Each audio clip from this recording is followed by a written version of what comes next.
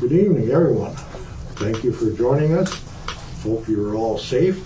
Sorry we are a few minutes late, but we will continue on. With our open session, we'll ask for the approval of the agenda. Additions or deletions? Any disclosure of interest this evening? Is there those two additions on the bottom? Yes. Yeah. And we don't have any delegations this evening. So we'll move into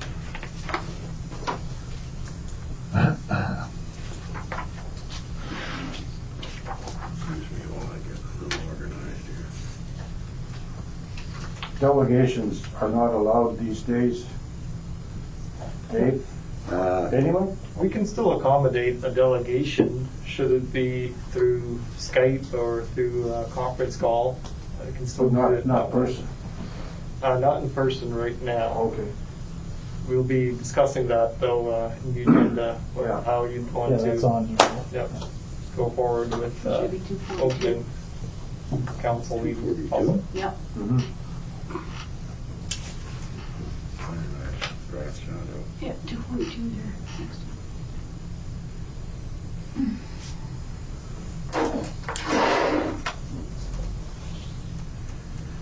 Next So resolution number 242-20, moved by Councillor Mullen, seconded by Councillor Morrow, that the minutes of the special council meeting held August 10th, 2020 be accepted as circulated. All those in favor? Carried, thank you.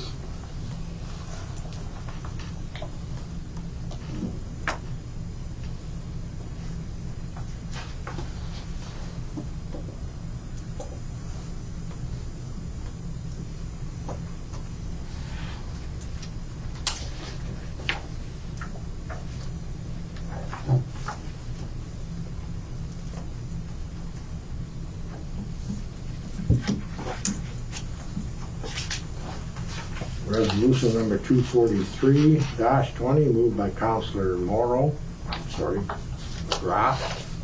seconded by Councillor Staffier, that the minutes of the council and committee of the whole meeting held August 11th, 2020 be accepted as circulated. All those in favor? Carried, thank you.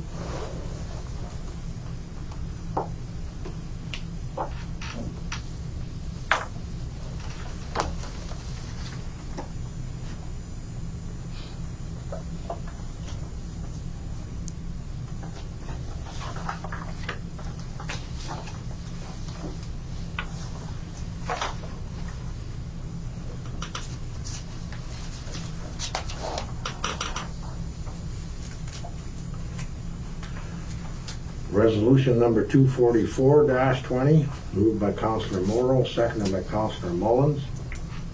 The council declared the 1972 case 580 BCK serial number 8703721 as a surplus asset to be disposed of, and that the equipment be advertised for sale by bid.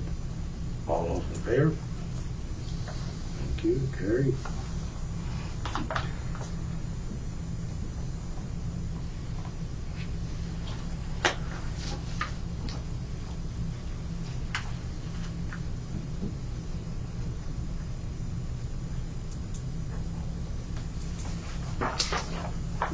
Resolution number 245-20, moved by Councillor Staffier, seconded by Councillor McGrath, that the council declare the computer equipment on the attack schedule as surplus assets to be disposed of. All those in favor? Carried, thank you.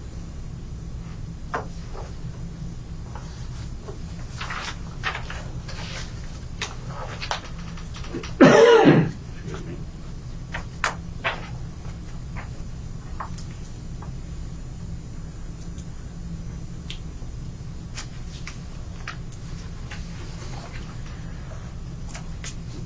Resolution number 246-20, moved by Councillor Morrow, seconded by Councillor Mullins. The council approved the appointment of Chelsea Cole to the Schreiber Public Library Board for the term of council ending November 30th, 2022. All those in favor? Carried, thank you. Welcome, Chelsea. Yes.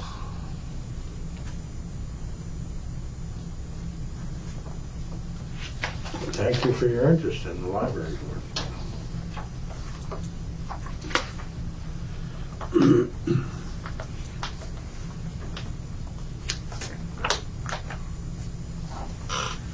Resolution number 247-20, moved by Councillor McGrath, seconded by Councillor Staffier, that bank debits paid out of the general bank account in the month of June 2020 in the amount of $33,825.28 be approved and ratified. All those in favor? Carried, thank you.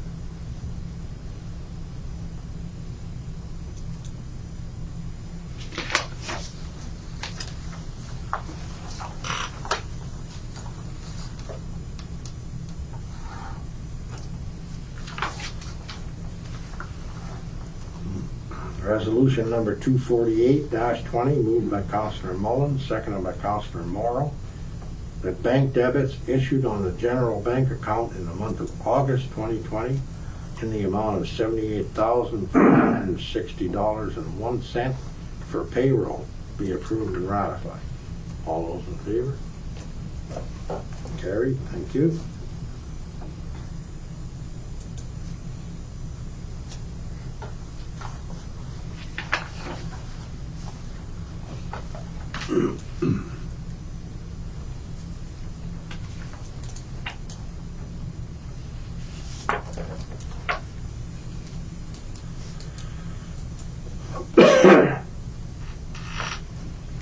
Resolution number 249-20, moved by Councillor Staffier, seconded by Councillor McGrath. Whereas the job description for the position of Community Economic Development Manager has been reviewed by Council, be it resolved that the job description for the position is approved and is effective September 15th, 2020. All those in favor? Carried, thank you. Is there a term with that too, if you don't mind me asking? Yes, that's for a one-year term. 1 year?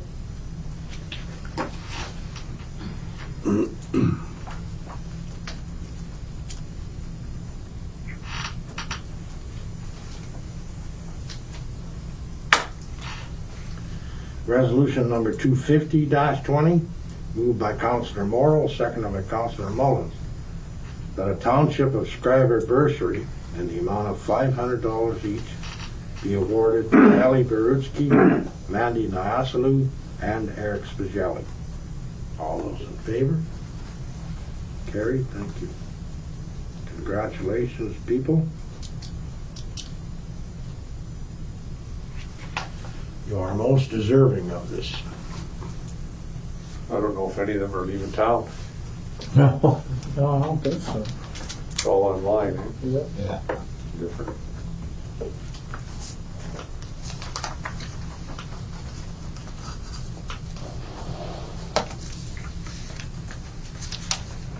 Resolution number 251-20, moved by Councillor McGrath, seconded by Councillor Staffier, that bylaw 33-2020, being a bylaw to amend bylaw 2-2020, being a bylaw to establish site plan control in the Township of Schreiber, be given first, second, third, and final reading and enacted. All those in favor? Thank you. Carried.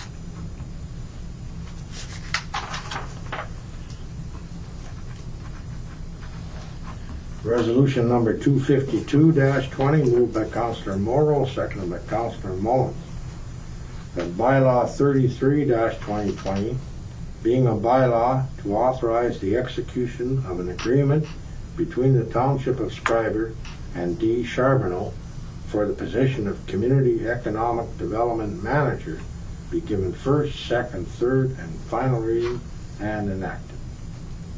All those in favor? Carried. Thank you. Welcome, Dominic.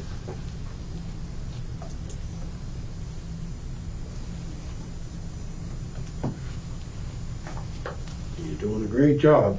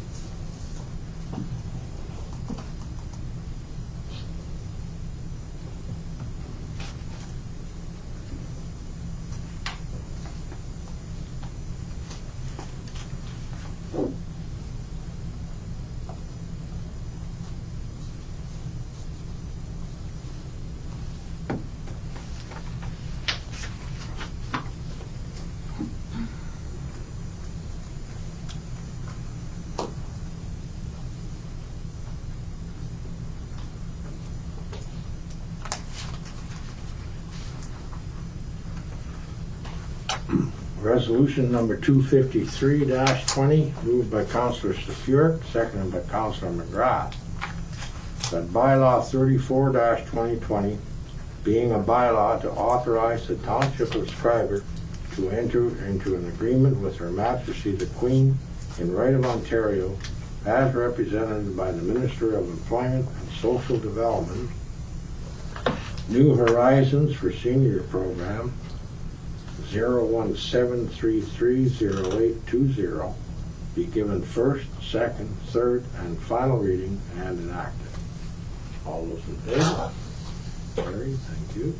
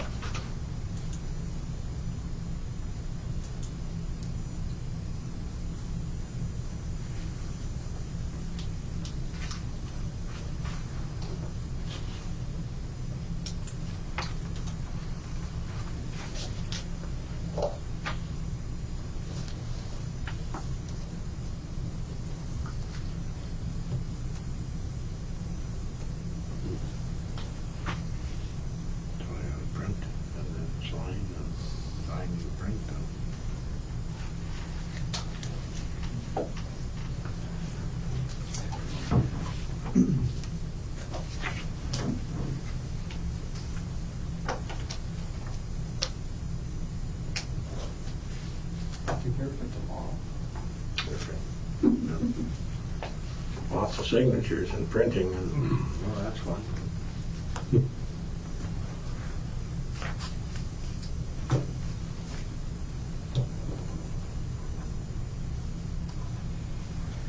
Resolution number 254-20, moved by Councillor Mullen, seconded by Councillor Morrow, that Council authorize a donation to the Alzheimer's Society in the amount of $50 in memory of Antonio Fiorenza. All those in favor? Carried. Thank you.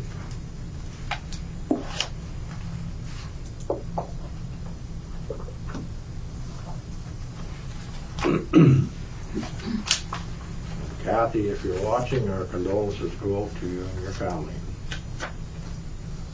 I worked with Tony for years. He's a great man.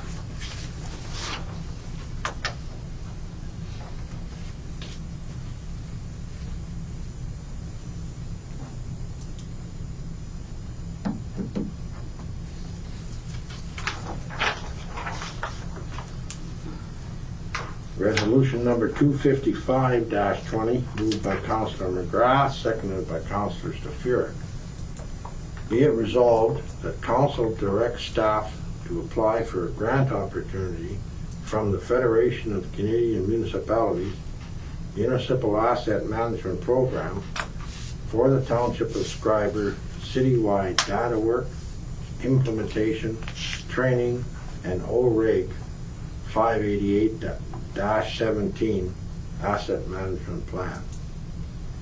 Be it therefore resolved that the Township of Schreiber commits to conducting the following activities in this proposed project submitted to the Federation of Canadian Municipalities Municipal Asset Management Program to advance our asset management program. Following our citywide asset manager, data work and training, citywide GIS, implementation and training, citywide works, implementation and training, compliant asset management plan. Be it further resolved that the Township of Schreiber commits $62,900 from its budget toward the cost of this initiative. In terms of context for this, we had to really fast track this. This is part of our asset management compliance, and we've already allocated this money in our 2020 budget. Part of it, again, is to be compliant for the year 2021. The province has stipulated requirements throughout the years 2019. There are certain deadlines. 2021, we're going to have to meet with certain deadlines. What we're aiming to do is apply to a grant through the FCM in order to get a consultant that we've worked with in the past to develop our asset management plan, that's Public Sector Digest, to do this work for us. And hopefully, they've in the past had a 100% success rate with these FCM grants. And hopefully this grant will be able to cover this expense. In case Plan B, we have it budgeted just in case. So that's just the context for this resolution. You said SCM, Nathan? That's FCM, the Federation of Canadian Municipalities. Right. Nobody have a question? No, that's, And I think the last study was, how long ago was it done? 5 years ago, or? That was in 2015, 2016. Do you Is recall, that a question? Marlene? Sorry. When was the last study done? I believe it was updated, I thought, in 2013 or 2014, I thought. Okay. And it has to be updated by 2021. Yep. Okay. Any other questions on that? So all those in favor? Carried, thank you.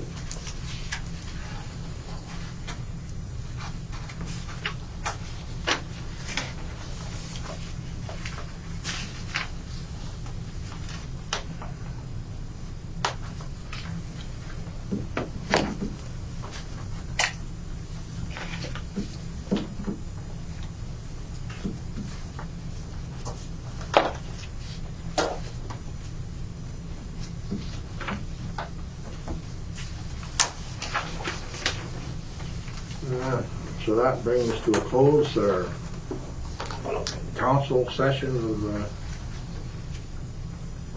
our agenda. We'll move into the committee of the whole. We have the treasurer's report. Are there any questions for Marlene?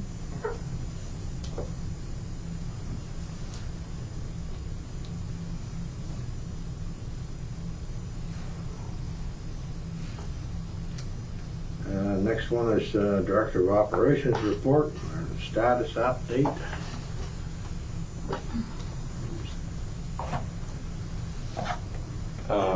Any questions on that? I have a question. On the medical center. What's going on there with requested to have the ducts vacuumed because the air is smelling foul in the office? Complaining about it, and they are up. They're Thank you. just telling me that it's about time to be done. I don't smell anything in there when I was in there looking. But they did show me that there's dirt in the ventilation right at the door, at the Right. floor, and stuff like that. And I guess for dentals, they were supposedly a requirement for them to have it done. I got a couple of prices there, I'm just waiting for one more. Okay, so I guess another question was about an air exchanger. Is there an air exchanger in that building? I believe there is in the basement, it needs to have to be looked at the same time as they do the ductwork. So we'll be looked There's a at, filtration system in the basement. right? You would think that would be a natural thing in a medical facility to have an air exchanger in there.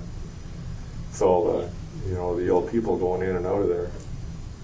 Plus, I understand that the hygienist has to be isolated under the COVID regulations, so that's another reason to be exchanging the air in that part of the office. So how quick will this happen, do you think? Well, like I said, if I get one more quote, and then I'm gonna go forward with it. Probably, it looks like the heating insulation will probably be the best price anyway. Right, so they will cover the ductwork and the air exchanger at the same time? Yes. Okay. Brad, I have a question Okay. about, is that project going ahead here shortly on Drummond Street? It was on the agenda last month, was it not? At Tim Richardson's location. Oh, some, The sum? Right, so, when is that project going to be? We're fixing up some sidewalks and some work in the cemetery, and then possibly soon after that. Okay. The quote for the roof at the town garage, Red? Yes. Is that to like rip the entire roof off? Like that's a No, big. no, that's it. Add insulation in between the gussets, like there's little peaks in the roof. Mhm. They place insulation to make that level, and then they put a rubber membrane over top of it. It's an insulation and a ceiling coat. So have you looked at the spray foam guys? If it's cheaper to just get them to spray foam the entire roof, because then that's just doing the exact same thing. I did talk with the spray foam people a couple of years back, and then I spoke with our building inspector, and he was advising not to use their spray foam with the coating because it deteriorates faster. And in some cases, birds actually pick holes in it. Okay. Gotcha. So what's the timeline in all this work on this report? I don't have a timeline on it. Okay. How do you The roof, that's just explaining the price it is. We did not hire anybody to do it. or Okay. anything Yeah, yet. no, I understand that. And then, so is it like when the ice It builds up? was in the budget, we kind of slipped it out of there. Mhm. yeah. So, But- I mean, but if you can- want it back in there, that's up to you. Well, it would be, what I would suggest with all this work that has to be done is that we have a list, a priority list. What needs to be done today and what can we put off till tomorrow? I mean, looking at this, I can't really There's some see. smaller repairs that need to be done on the hall roof around one of the air conditioning units. The library roof should be resealed.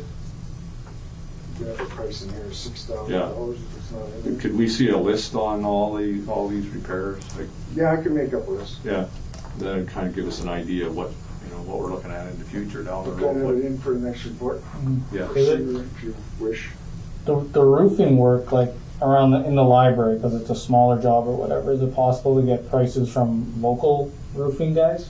So we're not paying travel and that kind of stuff? Well, there was one local guy that would do it, and I've been chasing him around for 3 years now. Okay.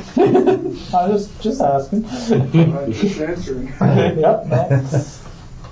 Okay. He keeps telling me he's gonna get the stuff, but it never arrives. So there's a company from Thunder Bay that looked into it, and I think they gave us back a price of $6,500, which isn't too bad. No, I know.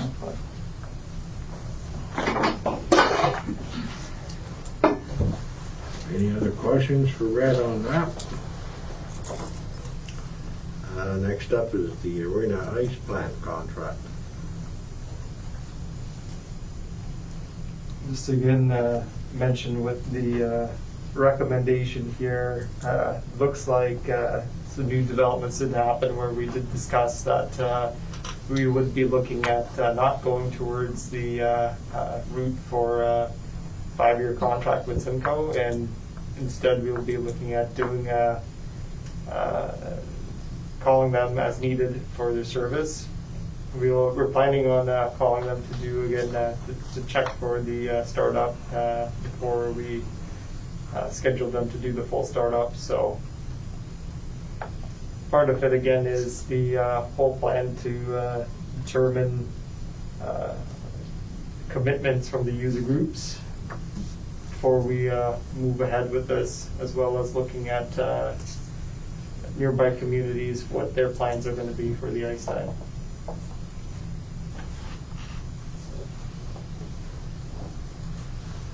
Do we need a decision this evening, or? Well, as long as we know that we're going with Simcoe, right? No matter what. Yeah. The only reason that's the recommendation was there again was just because of the contract. Otherwise, something like that would be already budgeted. So that's why it wasn't there. What are your feelings?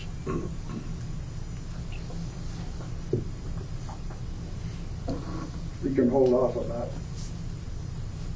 that. Were you asking me? Well, yeah, for how long, Red? Like, Well, I was thinking this year we'll just go with on-call basis. We'll call them as needed. And then we can gauge what they charge us for this year and see if we're actually getting a fair deal with the contract. Because basically, when we were having the discussion, they hadn't provided what the savings were to be entering into this 5-year contract. So if there really are no significant savings in dollar to enter into a contract where you're obligated to pay, like part of the reason with the whole COVID thing is we don't know whether or not we're going to be starting up or not, right? Until we find out what the demand is for the ice and what types of criteria there is from the province or anything like that on reopening and where we are with the statuses. It didn't make sense to be entering into a 5-year contract to sign anything, so that. The COVID situation. right. Yeah, that makes sense. I spoke with Simcoe this afternoon, and they'll continue as needed. Yeah. Okay.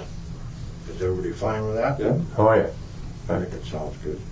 Not that you'd be sticking your neck out, 7 other communities already have them signed up. Well, yeah, they are a reputable company, no doubt. But, yeah.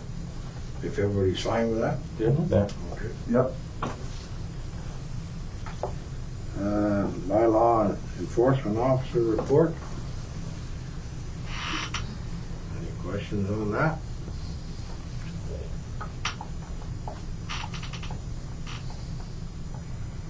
There's a lot going on. Mm-hmm. So Yeah. that's good. Our new bylaws are in effect, and But we're gonna get an in-depth report on the land maintenance and the, I guess just on that, I guess, for next meeting. Will do. Okay.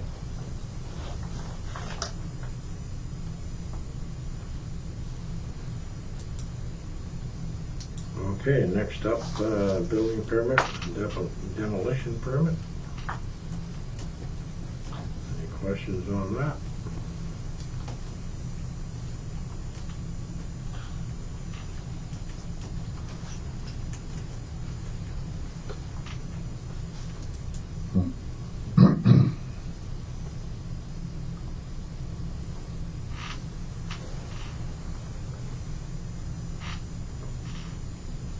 Nope. Seems to be a lot of stuff going on, which is good, right? Yeah. Okay, senior coordinator June report, or June and July. Questions on either one?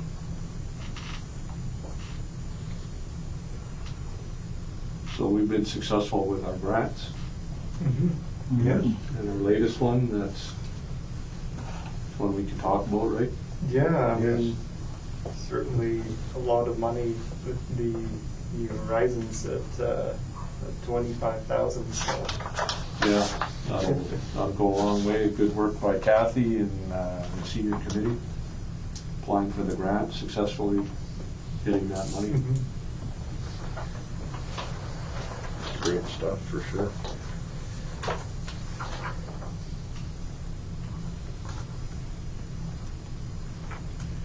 Any other questions on that? And we'll move into Schreiber Fire Department. The activity report for July and August. The thing I seen there was during some training, when they were using one of the fire hydrants, that it was sending alarms to the water plant. And they thought that was because of the new water tower that would not happen, but it was one of the things they were concerned about. That Is there a comment on that, Jan? I'm not. Well, I don't know much about it. I know the guys, while they were practicing, were approached by one of the operators, plant operator that was on call, told they had set off something. So we'll have to look into that further, Okay. just to find out what the cause was, how to Why it prevent it, happened. and how to work around it, because clearly we want these guys knowing what they're doing with the hydrant. For sure. If you would look into that, I appreciate it, Jan. Yes. Thank you. And the other one that I noticed on there, John, was life-saving activity at the testing tune. That was pretty impressive. Yeah, that was yet another department first for us. It's the first time we've actually defibrillated somebody and shocked them. Yeah, I didn't know Terrace Bay didn't have a defibrillator, and Yeah, no, we're the only department. that woke them up to get one or look into getting. They are looking into it now, I understand. Yeah. They have their quotes, yes. But That's good. saved a life. Like that's amazing. Been hearing a few Yeah. stories about you lately. Some of All good, though. All good. Yeah. Yeah, for sure. I've heard a couple of very positive stories too, Jan. That's good to hear. And It's nice to hear. everybody in the community really appreciates your professionalism and your knowledge. Thank you for doing a wonderful job. Thank you very Yeah, much. thanks, John. Thanks, John. How'd you make out with that door? They are going to be here Tuesday. They sent some emails back and forth with them today, and we decided on Tuesday to get it done. We got her closed. And Well, we'll get it closed. It's, One way or the other. I'm sure we'll be evicting chipmunks on Tuesday. Hopefully that's it. Yeah. Next up, the turnout gear purchase for 2020. Any questions on that?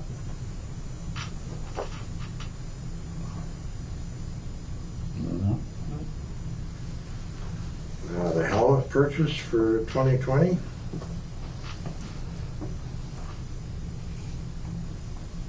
Any questions on that? Everybody in favor of the purchase? Yep. Yeah.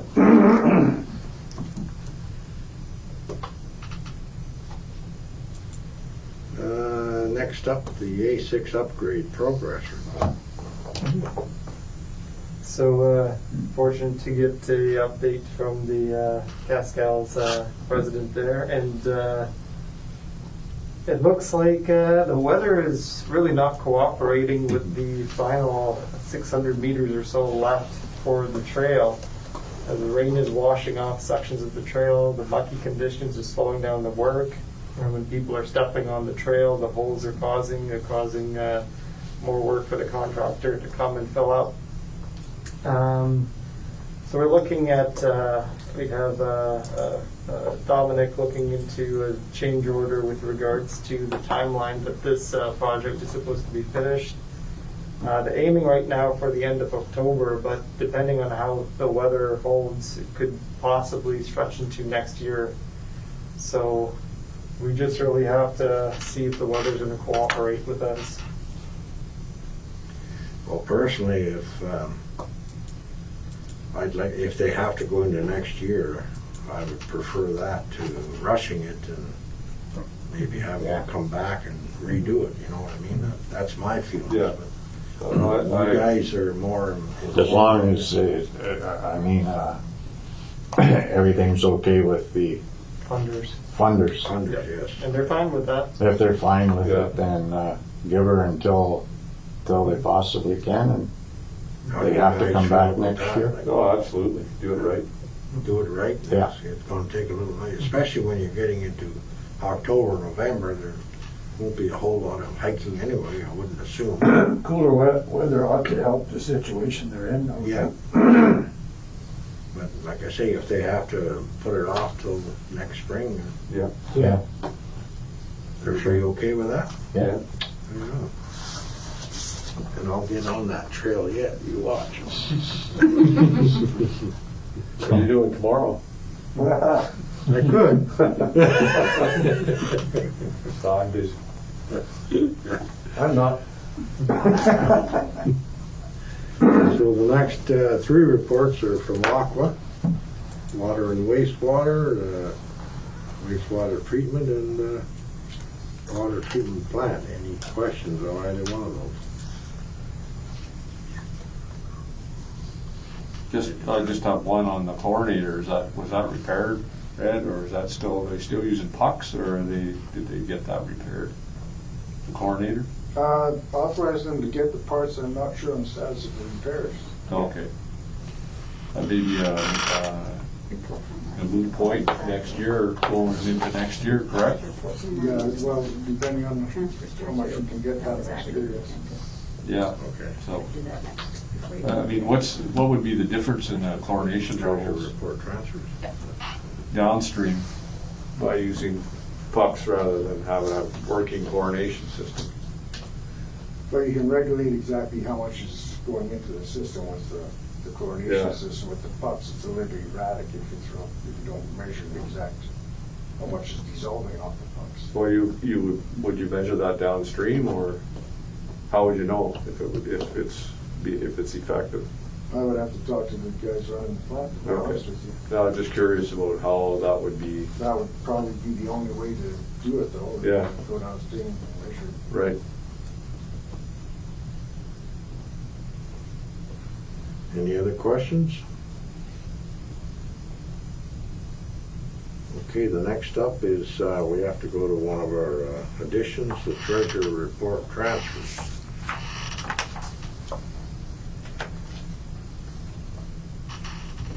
Any questions on that? Marlene, any comments? No, unless anyone has any questions. Pretty straightforward, right? Yeah. All good. So everybody's fine with that then? Yeah. Very good. Now we come up to question period. Any questions? Sorry. No questions submitted to me. Nothing submitted online, no? Councilman Morrow? No, I would thought you were on communications, sorry. Oh. I zoned out. Okay, now we're on communication. What do you have? Number 5 to start with. Is there any sort of letter of support we can put in with T-Baytel to encourage them to choose this project for T-Baytel to go further? The application has already been submitted, but Yeah. it's not too late considering that it has to go to a stage 2. So I think that's a good idea if we do work with them to get a letter of support. I think it's great. It would be great for the community to have. We have been in communication with them over the last little while. Yeah, I think a letter, We have letting them been, know we really are interested. yeah, we have been pushing for this Yes. for the last year or so. Yep. Whenever we can, and letters of support and delegations and such, so. Yeah, it certainly is important to us. There's number 7 on this list there concerning a unoccupied property on the corner of Sunset and Walker Lake Drive. It's unoccupied, but maybe like who owns it? Well, we own that. I have a picture if anyone wants to see. But it's in our ownership. It's from It's town, databases. it's town property. It is Yes. town property. Yep. Well, you'd think it wouldn't take much to, in regards to this request here, but I don't know. It might be a good idea to ask the authors of that letter if they want to come up with a conceptual plan on what they're looking at, and then bring it back to council. For starters. For starters, yeah. Right. Will do. Any other comments?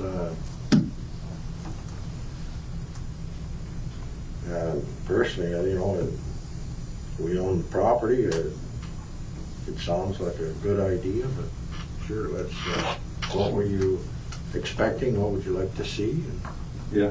go from there. With regards to playgrounds, right, part of it is going to be putting a whole new playground in our downtown revitalization project. Then in the middle of community, we have to look at replacing that playground at Mallory Blue Park. Yeah. And then if we're going to be looking at this one as a potential development site for a new playground, we could keep that in mind as well, certainly for future grants. I'd like to bring up number 4, the Thunder Bay Municipal League draft minutes. And there's an item in there about other communities supporting their business community in there. And I just wondered if there was something that, is there something we can do along that lines, or, I know Marathon and Manitowoc have some ideas of how to do that. Yes, they've come up with some, say, funding or initiatives to for the local people to support. Yeah, Any opportunities for us to do something along that line? For us, it's more or less going the route of grants in order to apply to any provincial grants or anything like that in order to find that support. We've already done a bit of that through the senior center with the Helping Hands, and now with the New Horizons, but for specifically businesses, it's certainly a challenge with the amount of money I've seen in the letter there that they pulled from reserve. So for us, that's going to be a real challenge. There can be something certainly to think about if council wants to figure out any ideas. Yeah, well, I think if there is something we can do, I know it's a challenging time for, some of the businesses. What number were you at there, Jeff? Number 4. Number 4. And on the attachment, it's on the third page, Right, okay. number 10. And it talks about what Marathon and Manitowoc is doing to help their business community. I know some of the businesses are, during this time of COVID, it seems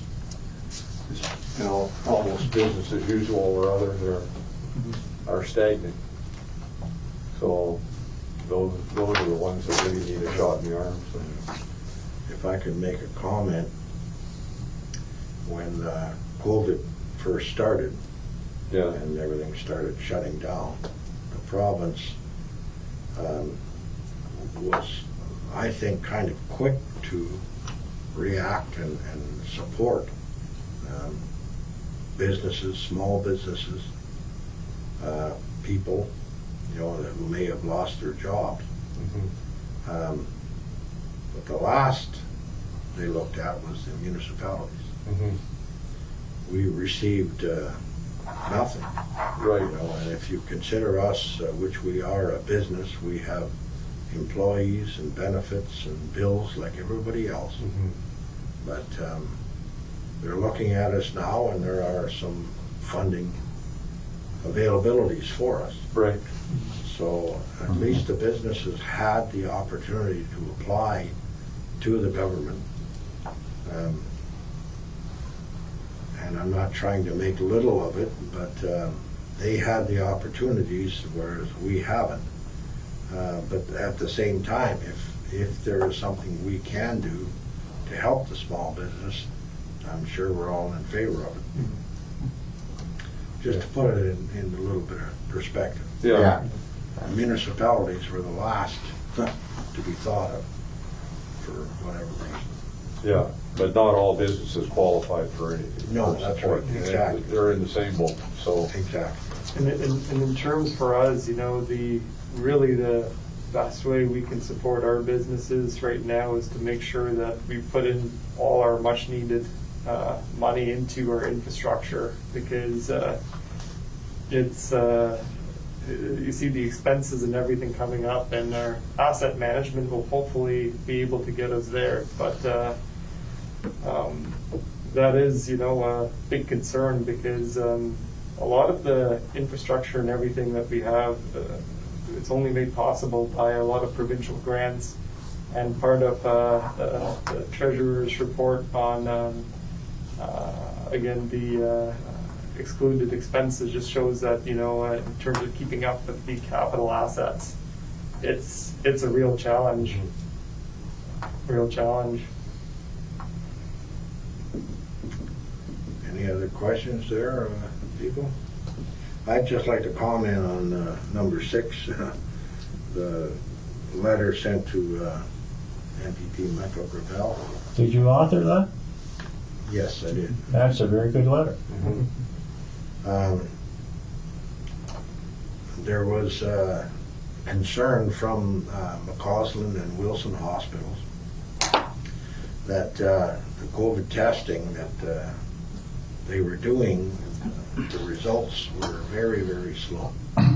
So they asked for the assistance of myself and Mayor Davis and Mayor Dumas in Marathon to throw our support behind trying to speed this up. They were getting very concerned that it was taking far too long to get results back. And so that's what that was all about. And of course, Michael, and he always supports us, and he sent a very nice letter off to the ministers and everybody involved supporting our request that these tests be expedited. It should be a little faster than what I haven't talked to Adam lately on that, but I'm hoping that things have improved. And I guess as far as did I the letter that was, no, it was I'm sorry, I didn't put it out personally. It was drawn up and agreed to by all, and just our signatures to support that. That's good. Any other questions on communications? Number 8. Number 8. I guess number 8, yes. I guess I'll comment on it. I believe we got to pass the same bylaw as Terrace Bay did on the feeding of the wildlife in this town. I went and I toured the museum with the gentlemen coming in to do the work on in the cart, and it was terrible. And I mean, I almost got sick. What I seen there with what the pigeons, the problem the pigeons of, it's time has come. We got to do something with the pigeons, and I'm an animal lover myself, but I think it's time we started dispatching of them. I've looked into it. They're not a protected bird. There is legal ways you can do it. I think we got to be up front and let people know what we're doing And why we're doing it. I remember when there was maybe 3 or 5 pigeons flying around this town. I sat outside the Bell building and I counted between 70 and 80 pigeons on a person's lawn the other day. one law. And I believe, I believe they're going to an area in town, and I believe they're feeding there, and I don't know who's feeding them, but they're feeding there, and I think that's why everybody got the Township of Terrace Bay's bylaw to look it over, and I don't see anything wrong with it. We're not going to be stopping people from feeding the birds from November till May, I believe it is. April. From a bird feeder. From a bird feeder. But I think we have to make a plan and make it quick about dispatching of the pigeons. Yeah, I mean, I completely agree. Go on the Government of Canada's website. I'm looking at it right now at the health effects of pigeon poop, and it's not good. And we're trying to entice people to come to our new museum, and we're going to expose them to If we want to kind of stuff. Like, no. The issue at the Discovery Center and that property is because of the steel I-beam structure in the roof. We took a tour the other day, like Kevin mentioned, and it's like you can't expect tourists to walk on that decking work because it's just loaded. These I-beams are exposed. It would be like having no netting underneath the subway. You know how bad that would get. So this is a brand new structure, and we have this issue right off the hop. And we can't go and, I'll put it in perspective. It was $45,000 was the quote to put the netting in the subway. If it wasn't for our old CAO, Don MacArthur, getting the company that was doing the water tower, including the pricing of the netting and their work, it was about between $6,000 and $7,000. But you get companies that do it, pest control and all that. You're going to pay a lot of money. And one of their quotes I remember was $45,000. Well, I don't know. Now, if we go and we have to budget that money, or worse yet, come up with the money, and we got to. I'm just going to take a wild guess at it to net and to do them beams and everything up at the Rail Museum would be an extra $150,000 that we got to come up with, and that's not right. And it defeats the entire purpose of the look. We've already talked to Dom. What do you mean if that's not right? Well, It's not a question of right or wrong. How are you going to have people going on that property and going there if you don't? You have to do something about it. Oh no, you have to do something about it, Doug. And I'm saying that I think we have to start with dispatching of the pigeons. Be upright. Tell everybody what we're doing, and start getting rid of the pigeons. And maybe we can't get rid of them all. maybe we can't get rid of them all, but there is a grain out there. Not likely. If you knock them down to 5 or 10, there's a grain out there. You can, it's a birth control grain for the pigeons, and it might take 2 years for that, 2 or 3 years for that to get in. But if you knock them down to a size that we can handle, 0 would be perfect in my books. So what are the options of dispatching them or moving them? You have What are our options? First of all, whoever's going to do it has to have a small games license. You can capture them. You can't discharge anything in town. You can capture them, and then you can you have to get rid of them in a humane way. And it's going on in Kirkland Lake. If you want to go into Kirkland Lake, they went right to the police. The police know exactly what they're doing, and they've got actually they rent out the traps to the people. I wouldn't recommend that, but they rent out the traps to people as long as they got a small games license in Kirkland Lake, and they can trap them themselves. And there's rules that they got to follow. So is that what other options are there?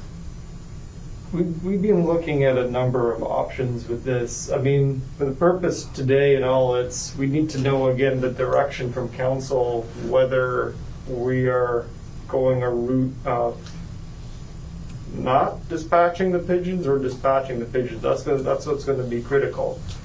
And in my personal opinion, even with the netting and everything, is it does not solve the problem because you've only displaced the problem.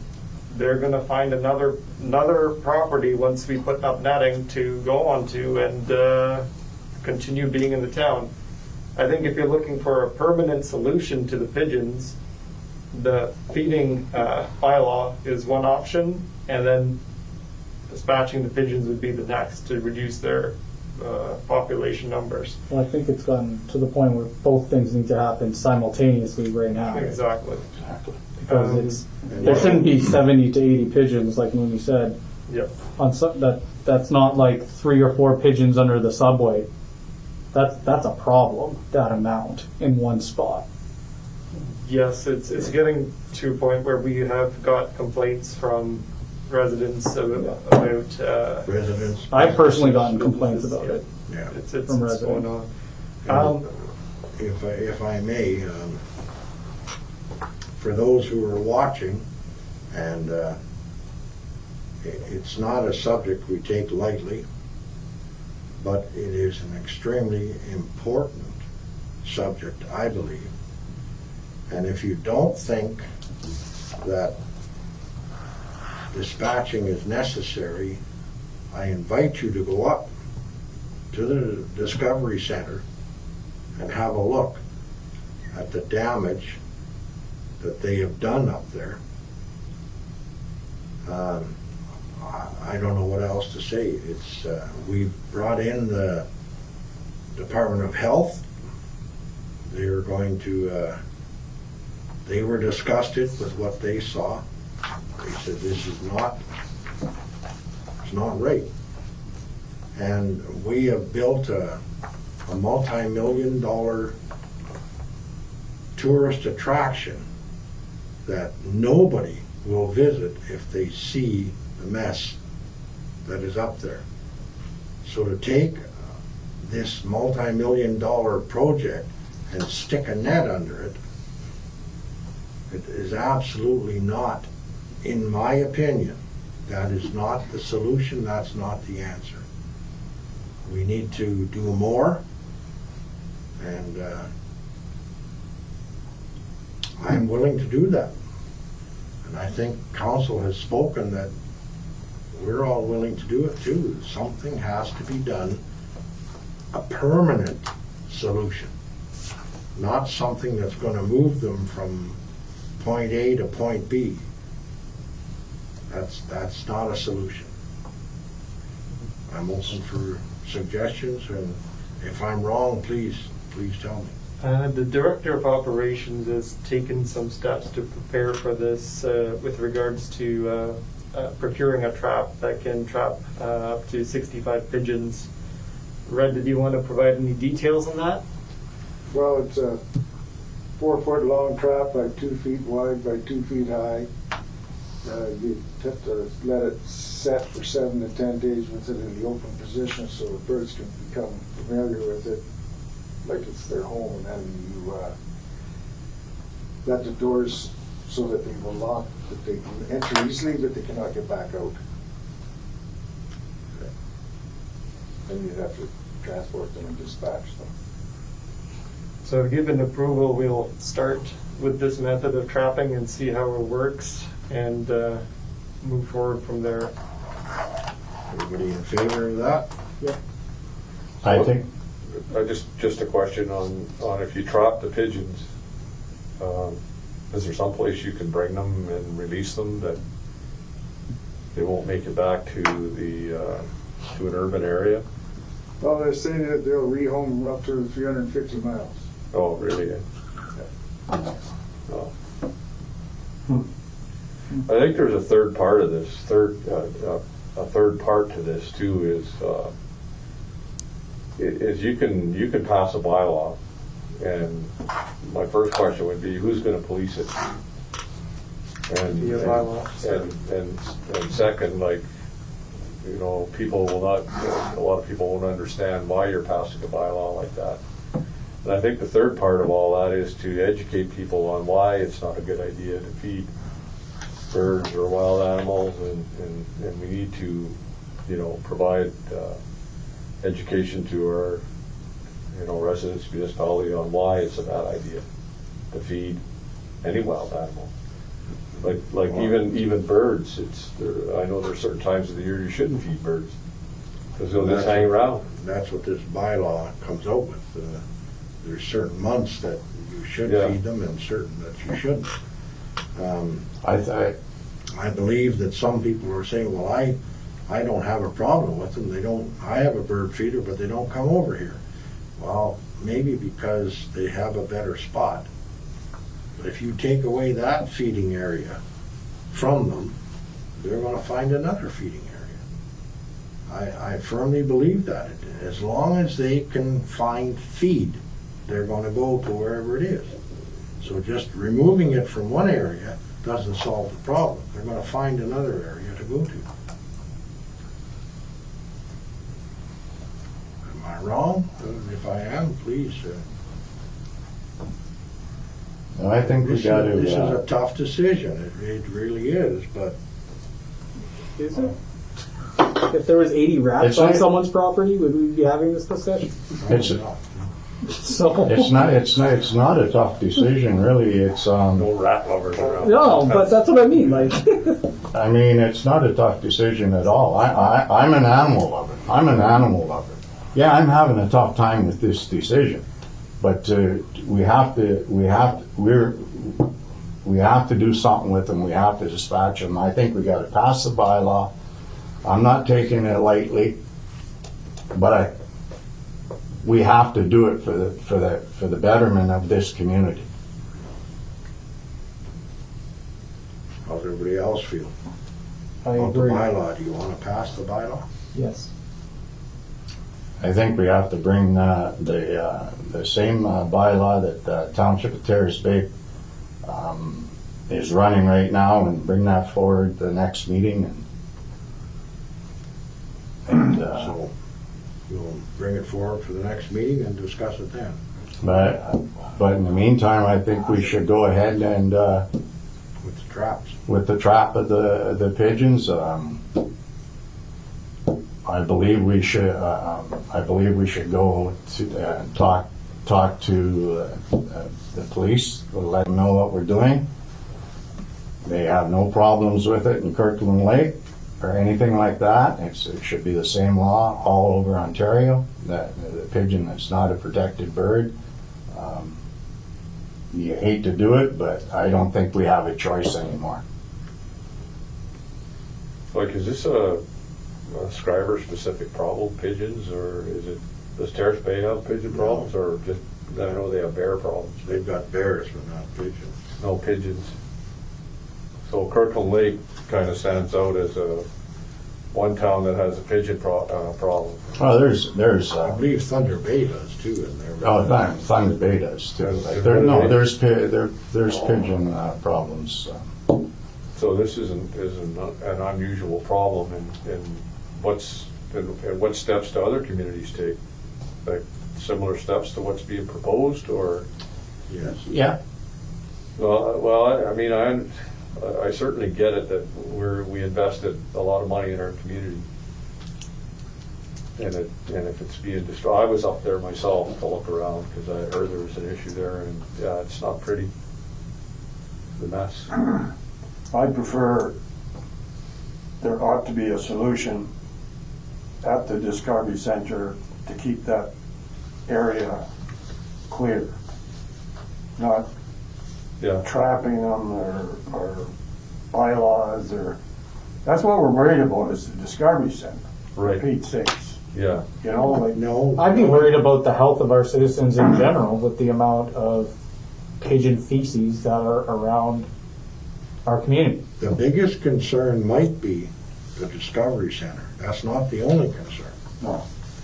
I've had complaints from businesses about the old Scally's building. They just seem to be multiplying. And any abandoned building that's got a hole in it, they're in there. Yeah, the CP building there on the highway, Yeah. the old Minova building, that's full of pigeons. I mean, you're never gonna catch up to it all. It'll be ongoing for maybe years. Yeah. But we have to start somewhere. Right? Like, do we have any sense of the numbers other than we see them everywhere? Or? I don't. What, the number of pigeons? Well, yeah, like, I mean, is it increasing tenfold or twofold, or like, does anybody keep track of that, or? Apparently they multiply, is it 4 times a year? How many times? They brood 4? 4 times. That's, It's just, it's insane for a small town like this. Sounds like a full-time job. yes, it does. So for me, I'll need to see what the direction is. There's a vote in terms of the bylaw and the procedure with the pigeons. We call them. Well, we can't pass the bylaw till the next meeting. The traps are on order. Personally, I think let's go ahead and do it. I agree. I agree that we should go ahead and with the trapping of them. I think we got to go to the sergeant or whatever and Oh, yeah. let We want to do it legally and humanely. exactly. We need to start. I firmly believe. I think we have to start the process, and once we get the green light, then I think we got to go ahead with it. I'm not taking it lightly. Like I say, I don't think anybody is. I'm an animal lover, so. But something has to be done. Now, I ain't about to turn around and put $100,000 and $150,000 into every piece of infrastructure that we do from here on in, and people's taxes go up 6-7% every time we got to do a netting or something like that. I'm not. Get rid of the problem right away. It should have been done a while back. So how does council feel? I agree. Well, I think if we need to protect our infrastructure, then it's only common sense. It's only common sense. But I would also like to see that education piece. Well, certainly. Oh, definitely. I agree with the education piece. Yes, if you pass the bylaw and everything, I don't want to see anybody getting fined. I would like to, and I believe that's the way it would be approached, to go up and explain to the people what we're doing. Why we're doing it? That's not the name of the game. Is to we want compliance and go from there. But the education is a big part of it. Yeah. How much of a health risk this could actually be? I mean, you look at the letters that we got for the I can remember working. The letters we got for health concerns with the pigeons on the subway railing, the pigeon crap on the railing and everything. Like it's just been ongoing for too many years, and now I mean, like you said, Dave, invite anybody up to take a look at that.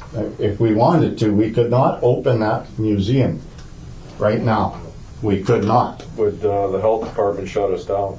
Would they do that? I don't know what would happen, but would you open it, Dan? No, right now? I'm just saying if somebody Comment complained. on that? Give you an order. We did have a guy on site, he's gonna send us a letter with recommendations.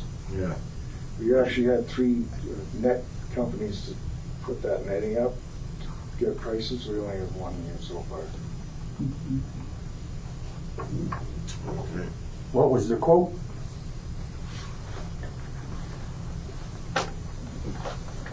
No, prices that I got, $33,540. Well, it's a lot less than 150. That's just around the building. That's just around that one building. I realize. That's not around the beams or anything.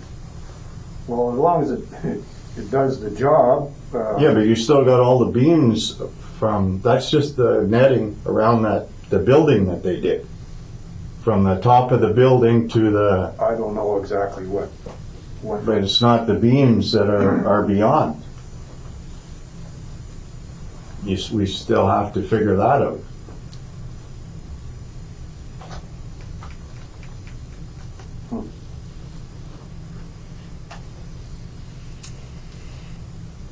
No, but I guess another question is, again, if it's, and I know it's bad because I've been out there, and somebody complains about it, and the health inspector comes down, they would shut us down, correct? There's a good chance of it, I would have to discuss this with the health unit to see if there was that correlation. Well, I think that's a good question to ask. I'd be more worried about when we do open it, someone on social media saying, I just went to the new museum in Schreiber and there's pigeon poop everywhere, don't go here. And then, okay, there's $3 million down the toilet because no one's gonna go here. That's way more powerful than anything. And that to me is the biggest concern.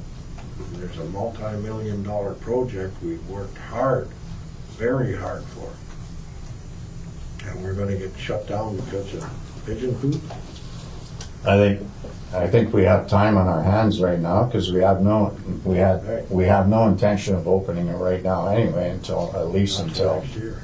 next spring or whatever. I'm not speaking out of turn here, and so I think we got time on our hands to try and do something. For sure.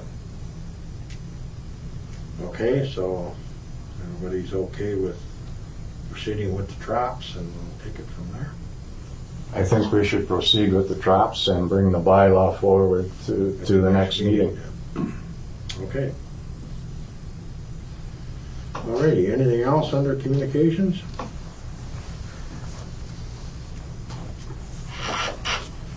Then we'll move on to the preliminary budget for 2020. Any questions on that?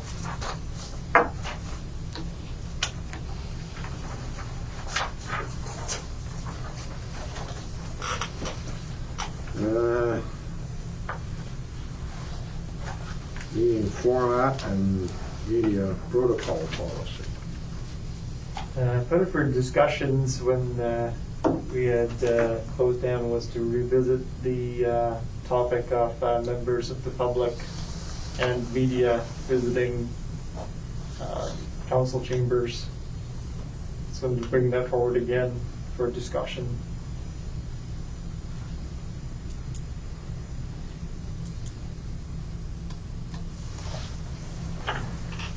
How's everyone feeling about that? Any thoughts? Is it something you still want to watch? Is it something you want to change with regard to how we're currently treating this policy? Any concerns there? No attack. No. I think we, with what's going on right now in Ontario with the surge up in cases and that, I think we should be staying with what we're doing right now. We feel safe, our staff feels safer this way. If it's for a meeting or two more or whatever, just to see which way I know there's no cases here, but Well, with the province putting a hold for the next 4 weeks, I would suggest we leave the status quo for the month of September. Revisit it again in October to see if we want to open it. And as far as the media, we're still online. We've always been online. So at this point in time, I don't feel there's a need to change, but comments, questions? I think we're doing a good job. And fall season, everybody says that it's going to get worse. That's right. Instead of better. Yeah. So we can revisit it in the future, as you say. So in terms of the media protocol, that would mean someone coming physically here Yes. and filming? That's correct. I think in the future, though, in general, like from what I've seen from TVT News, how they cover things, there's never audio played from meetings. Even when they come film us, That's right. there's never audio from the actual meeting. Yeah. So I think that is something that needs to be looked at.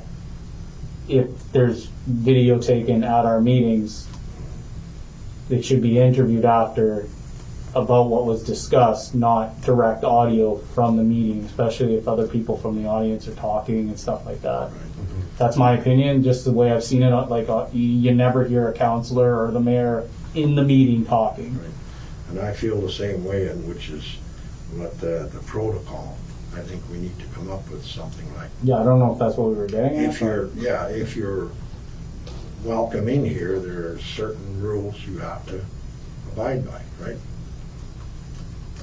The main thing is also, once we do reopen to the public, it's going to be a bit of a change because we still have all the social distancing rules and everything in place, and we currently have, right, the councillors that were sitting in between here taking up the space now between. we have our backs to the audience. And then we have the department staff that are still spacing themselves, in the remaining space in here. So We couldn't hold meetings in here.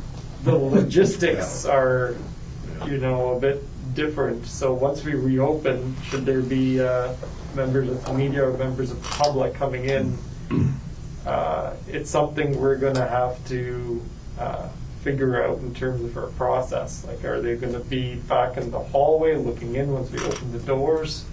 Something to think about. An opportunity to move to a different venue, or what are the challenges? There's always an opportunity, but then we lose this. online. Well, that's one of the challenges. What are the challenges of moving the venue?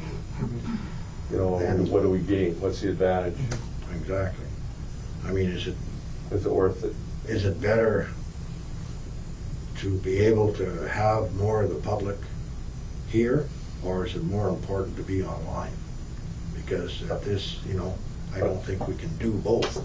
If we decide we want to let more people in, we have to move to a different Right. area, and we won't be online. Right. So.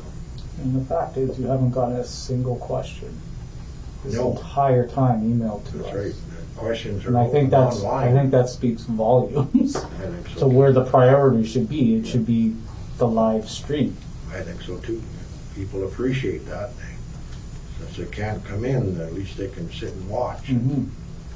I agree, Dave. I think that's important to a lot of people. And I mean, as long as the public knows, like, we will accommodate delegation, should you want a delegation. Right. You can still email that email address if you have questions, like, Yeah. that information's out there. Exactly. So nothing's changed really, it's different. We can still do all that stuff, That's right. but it's different. Mhm. All right, I'm good with that.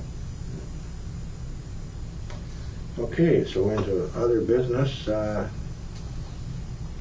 we cover 1 and 2 with operating funding phase 1 for municipal affairs and Ministry of Transportation.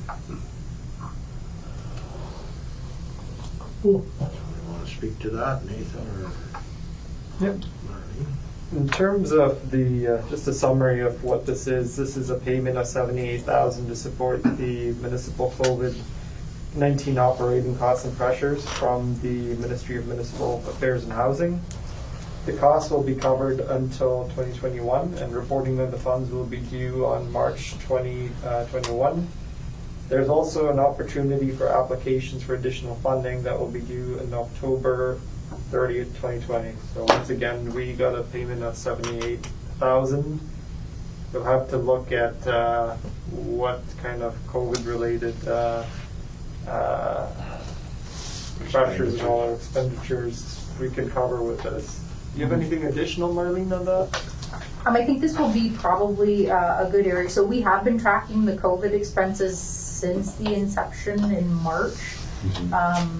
I think that this may be a good use of these funds for the operating part. Maybe if we do have any kind of upgrades to our infrastructure that we have to do, like for instance, all of the wellness barriers and stuff like that we've installed in our buildings, all of that will be expensed through this operating fund. So there may be additional things, any of the masks that we buy, like that type of thing, that's all going through there. So I mean, in my head, I'm just thinking how, once we find out how much it's going to be to do any kind of an upgrade to the HVAC system in our community hall and fitness room in particular, that I'm guessing that's going to eat up a large portion of that funding, and so it's imperative that we find out what that it really is going to be before October 30th when we have to report back to them, so that we do get funding, or we have the potential to get the funding. There's no guarantee that we're going to be approved for phase 2, but that's where I see that probably is the biggest bang for our buck. We have to justify that, whatever funding, we have to justify it, right? Yeah, that's why we need to know what needs to be done, and so we've been contacting, someone's contacting, what's his name, the inspector guy, to come down to say what. Thorold? Yeah. What we need to have to put in there to be able to open and be ready. An exercise in how much extra cleaning and stuff you would do, having an open arena as well, right? That could be considered. So there will be an opportunity for further funding as well then? Yeah. In phase 2? Yeah, this is just phase 1. Yeah. And I think they're saying that if you don't feel you can spend it all in phase 1, you can hold it over. Yeah, if you don't think you're going to have it Phase 2 spent, coming? yeah, by the end of December of 2020, it can go over into 2020. This one can be carried forward into 2021, depending on, because there's got to be a demand out there for everybody to be upgrading everything, right? And next one, the transit funding. And in this case, it is an MTO payment of $14,961 to support COVID-19 transit pressures incurred from April 1st, 2020 to September 30th, 2020, such as reduced revenue or COVID-19 expenses such as cleaning, labor costs, driver protection, or passenger protection. Recipients will be required to return unused funds to the province in this case. Now, in our case, that would be the handy transit, right? Yeah, this is going to be a little bit harder to be able Yeah, because to justify the expenses, but I'm going to make contact to find out how we can try to use any of it. I mean, if not, we send it back. That's what you have to do. But we're going to try. At the end of the day, we have to sign the acknowledgement, And by the Accept the 11th, which we did, so that we would qualify for that payment. And if we don't use it, we just send it back. Or we can go to phase 2 with this too, right? Yeah, if we do determine that Yeah, there's a yeah. way to use it, yeah. Okay. Well, hopefully, like you say, that will be a little trickier, but We're gonna try to be creative. certainly. Innovative, sorry, that's a better word, innovative. That's what we're looking for. Any other questions on that? So I guess last on the agenda is the Christmas social. So, I think at this point in time, it's yay or nay, right? pretty much at this point, in terms of the whole social gathering with, volunteers and everyone else, what I can do, it's just gonna be, again, the logistics and all are just, really difficult to say. How can you do a social if we do go ahead, when you have only, 3 people at a table, everyone has to keep their distance. We have to look at an invitation list of only being 50 people, it's. And there again, I don't think, do we need a decision this evening? Because depending on the provincial government, he's talking about, maybe we take a step back, so we might not even have the opportunity to do this. But how soon do we need a decision on this? Any thoughts? Should be good for a month yet. No? Cecile? Well, just for we typically start the beginning of October to put the guest list together, so Right, yeah. if you're not gonna have it, there's no point in starting that work there and starting to plan it. It's middle of October, too late. I would say yes. Pass the start of October. Let's make a decision next meeting. The meeting at the end of September, would that be? Yep. Okay. I would say it's not looking good, but No, it if we can do it at that meeting, that Right. would be good. You're not gonna have more than 50 people there, no matter what No, the situation's gonna be. and Yeah. might not even. And then have that. Yeah. maybe if we can talk about it then. Yeah, it buys us 2 more weeks, let's say that, and we'll see what comes up with the premier in the next 2 weeks. Yeah. The thing right now is it's such a logistical beast, we're Yeah. talking about the food. Yeah, I was about to You say. can't even Buffet. do a buffet, You have to have individual box meals for. Yeah, Yeah. I think if you went the nay route, it would look good on us all. I think everyone would understand. Oh, well, I mean, definitely. if you wanna make a decision right now, I'm fine with that. I wanna wait for a couple of weeks. Well, we'll wait till the 29th, but it's not looking good. Well, for sure. Okay, we'll put it on the next agenda then, if everybody's fine with that. Yeah. Alrighty, if there is nothing else then, we are into,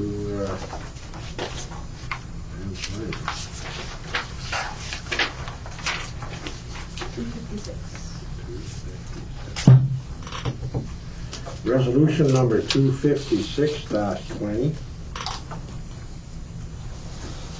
Moved by Councillor Morrow, seconded by Councillor Mullins, that the meeting now adjourned at 8:33 p.m. That sounds right.